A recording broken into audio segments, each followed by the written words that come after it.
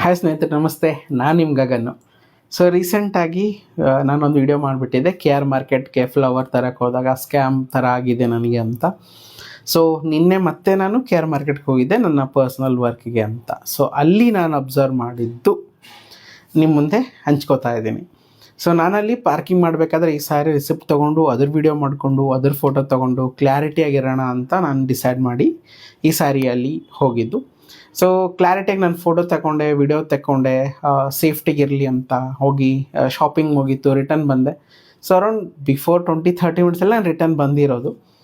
So ನಾನು ಅದೆಲ್ಲ video ಮಾಡಿ ಹಾಕಿದ್ಮೇಲೆ ಈ ಸಾರಿ ಕ್ಯಾಶ್ ಕೊಡೋದು ಬೇಡ, ಫೋನ್ಪೇ ಮಾಡೋಣ, ನನಗೆ ಪ್ರೂಫ್ ಸಿಗುತ್ತೆ ಅಂದ್ಕೊಂಡು ಡಿಸೈಡ್ ಮಾಡಿದೆ. ಸೊ ಅಲ್ಲಿ ಹೋದಾಗ ನನಗೆ ಯಾವುದೇ ಥರ ಅಮೌಂಟ್ ಅವ್ರು ಕೇಳಲಿಲ್ಲ, ಜಸ್ಟ್ ಸ್ಕ್ಯಾನ್ ಮಾಡಿದೆ, 15 ರೂಪೀಸ್ ಬಂತು, ನಾನು ಪೇ ಮಾಡಿದೆ.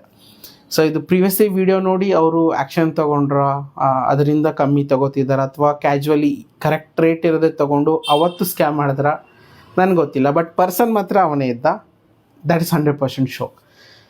ಸೊ ಪ್ರೊಬಬ್ಲಿ ಅವ್ರವ್ರವ್ರ ಕೆಲಸನ ಕರೆಕ್ಟಾಗಿ ಮಾಡಿದ್ರೆ ನಾವು ವಿಡಿಯೋ ಮಾಡಿ ಹಾಕೋ ಅವಶ್ಯಕತೆನೇ ಇರಲ್ಲ ಅನ್ಕೋತೀನಿ. ಆ್ಯಂಡ್ ಐ ಥಿಂಕ್ ಕ್ವಶನ್ ಮಾಡೋದು ನಮ್ಮ ಹಕ್ಕು. It's a constitution, rights for us. Question ಮಾಡಬೇಕು ತಪ್ಕೊಂಡಲ್ಲಿ. ಕ್ವಶನ್ ಮಾಡಿದಾಗೇ ಸಿಸ್ಟಮ್ನ ಸರಿ ಮಾಡೋಕ್ಕಾಗೋದು.